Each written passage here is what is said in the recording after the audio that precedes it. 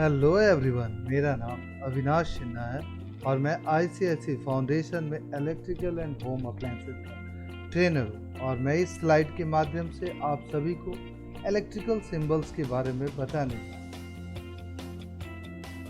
जैसा इस स्लाइड में हम लोग देख पा रहे हैं, objective types of electrical symbols.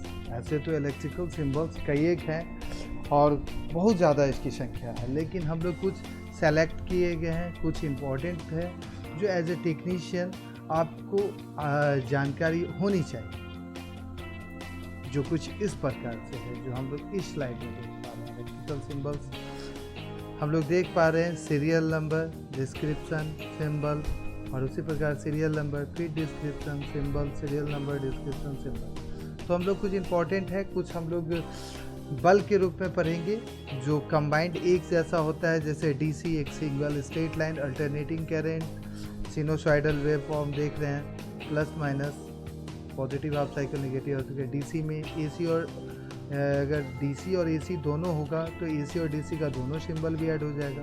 Single phase होगा तो बस उसमें एसी में 1 ऐड हो जाएगा, 3 फेज होगा तो 3 ऐड हो जाएगा।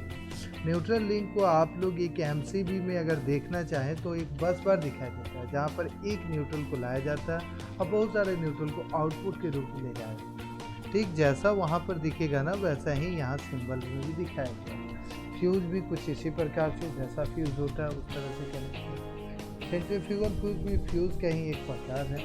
इंटरमीडिएट स्विच एक स्विच है जिसमें एक से ज़्यादा रास्ते हो सकते हैं।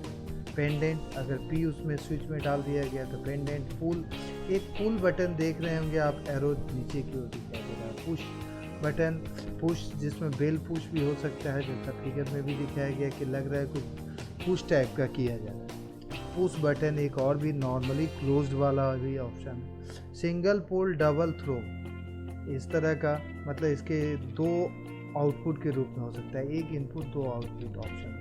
सिंगल पोल 4 वे, मतलब एक रेगुलेटर की तरह 1 2 3 4 ऑप्शन पर हम लोग कनेक्ट करते हैं। Double pole switch 2 input 2 output के रूप में दिखाई देता है। जब सॉकेट की बात करें तो सॉकेट आउटपुट जब 2 पिन होगा तो 2 वायर निकलता दिखाई देगा। जब आउटलेट 3 पिन की बात होगी तो 3 आउटपुट के रूप में निकलता दिखाई देगा।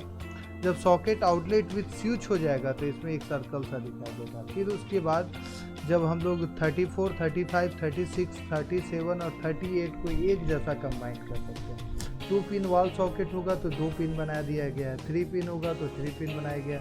जब 2 प्लेट सीलिंग रोज वहाँ होता है जो फैन का वायर, जो फैन से जो आउटपुट निकलता है, जो वायर निकलता है, और जहाँ पर हम लोग जंक्शन के रूप में उसको सप्लाई देते हैं जिस जंक्शन पर, उसको सीलिंग रोज हम लोग कहते हैं। तो जो वो 2 प्लेट का होगा तो 2 प्लेट सीलिंग रोज कहलाएगा, और 3 प्लेट का होगा तो 3 प्लेट सीलिंग रोज। सिंगल लाइट पेंडेंट को आप देखें तो एक सर्कल के रूप में फिगर करता है। रिवायरेबल, आप जैसा रिवायरेबल मतलब वायर अगर एक ब्रेक हो जाता है तो फिर से हम लोग उसमें वायर कनेक्ट कर सकते हैं। तो सिंबल में भी कुछ उसी प्रकार से दिखाया गया है। HRC फ्यूज जैसा नाम से दिखता है, जैसा फिगर में होता है, प्रैक्टिकली वैसा ही इसका सिंबल। फ्यूज विथ इंसुलेटर अगर किया गया तो एक फ्यूज दे दिया गया, और इंसुलेटर आप देख रहे हैं स्विच की तरह दिखाया। अर्थ जैसा सिंबल से ही सिंपली है, अर्थ की तरह लग रहा है ज़मीन के अंदर कुछ जा रहा है। तो अर्थिंग पॉइंट दिखाया गया, तो एक पॉइंट को डिनोट किया गया अर्थिंग से कि वहाँ पर कनेक्ट किया गया है। 1 वे स्विच मतलब एक रास्ता इनपुट और एक आउटपुट है, तो 1 way switch single pole single throw कहा जाता है। 2 वे स्विच मतलब एक इनपुट और 2 आउटपुट होगा, तो इस तरह का स्विच हम लोग करते हैं। ट्रिपल पोल भी इसी प्रकार, ICTP भी उसी तरह से होता है। अब वायल इमर्ज, उसमें अगर एक स्विच में वायल डाल दिया जाएगा और वो अगर सिंगल पोल से कनेक्टेड होगा तो सिंगल पोल स्विच। वायल इमर्ज अगर होगा, वायल उसमें अगर डाला जाए कि स्पार्क ना हो ज़्यादा, तो उसके लिए डबल पोल जब डाला जाएगा तो डबल पोल स्विच। अब 28, 29, 30 ऑलरेडी हम लोग स्टडी कर चुके हैं। 39 में हम लोग पेंडेंट में पी डालते थे, तो काउंटर वेट पेंडेंट है तो CW डाल देंगे। लाइट ब्रैकेट है तो स्ट्रेट लाइन एक उससे कनेक्ट कर देंगे।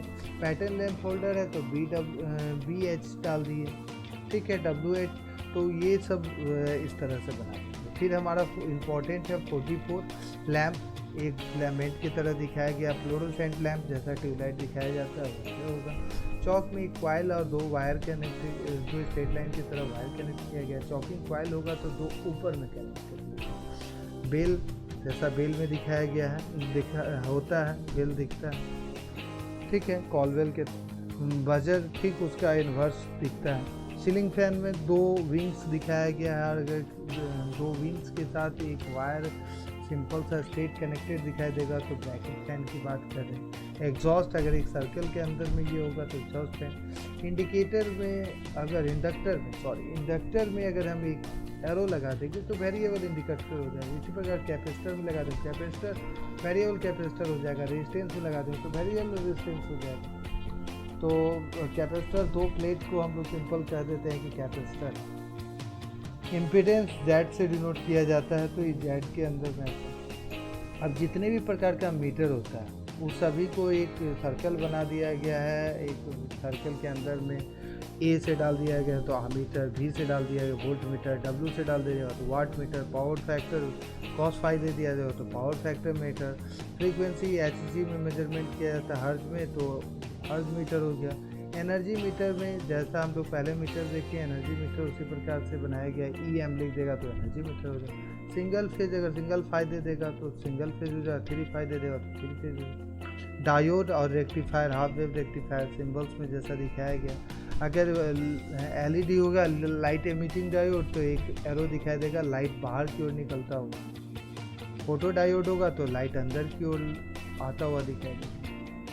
एग्जॉस्ट फैन पहले भी हम लोग देख चुके हैं। फैन रेगुलेटर जैसा हम लोग डिस्प्ले पर देख पाते हैं रेगुलेटर का, उसी तरह से सिंबल भी बनाया गया। इंडिकेटर एन इसमें दे दिया जाएगा। रिले एक सेंसिंग डिवाइस, उसका सिंबल इस तरह से होता है। एरियल जैसा आप देख रहे हैं, टीवी एंटीना भी उसी प्रकार से होता है। रेजिस्टेंस पहले भी चर्चा कर चुके हैं। वेरिएबल अगर एरो लगा दिया जाए वेरिएबल। इंडक्टर पहले चर्चा कर दिया। Ammeter, volt meter, current meter, watt meter, ये सब पहले चर्चा किया गया है। अब गैल्वेनोमीटर अगर GAL उसमें डाल दिया जाएगा तो गैल्वेनोमीटर हो जाएगा। थर्मोमीटर होगा, अगर टेम्परेचर मेजरमेंट करेगा तो थर्मोमीटर हो जाएगा, ठीक है। अब हम लोग डिग्री डायोड भी पहले पढ़ चुके हैं। मीटर, रेक्टिफायर अगर एक के बाद एक कनेक्टेड कर दिया जाता है तो रेक्टिफायर बन जाता है। रेक्टिफायर दो तरह का होता है, एक हाफ वेव एक full wave rectifier. Half wave full wave rectifier दो तरह का होता है, एक सेंटर टाइप एक ब्रिज टाइप। तो सेंटर टाइप का यानी यहाँ ब्रिज टाइप का दिखाया गया। Circuit breaker is break the circuit, ये सर्किट को ब्रेक कर देता है तो ब्रेकर की तरह सिंबल दिया गया। वाइल इमर्ज अगर इसमें वाइल डाल दिया जाएगा तो वाइल इमर्ज हो जाएगा। फॉल्ट ये बड़ा इंपॉर्टेंट है, इसी तरह से फॉल्ट बनाया जाता है। आइसोलेटर एक स्विच की तरह दिखाया गया। केबल ज्वाइंट, केबल को ज्वाइंट किया। मूविंग कॉइल इंस्ट्रूमेंट अगर होगा तो एक घोड़े की नाल की तरह और उसके एक नीचे में रेगुलेटर जैसा बनाया जाता है। इस स्लाइड के माध्यम से हम लोग लगभग 90 हम लोग सिंबल्स को स्टडी किए। आगे हम लोग अगले स्लाइड पे देखते हैं समरी। इस पूरे स्लाइड के माध्यम से हम लोग अलग अलग इम्पॉर्टेंट इलेक्ट्रिकल सिंबल्स के बारे में स्टडी किए।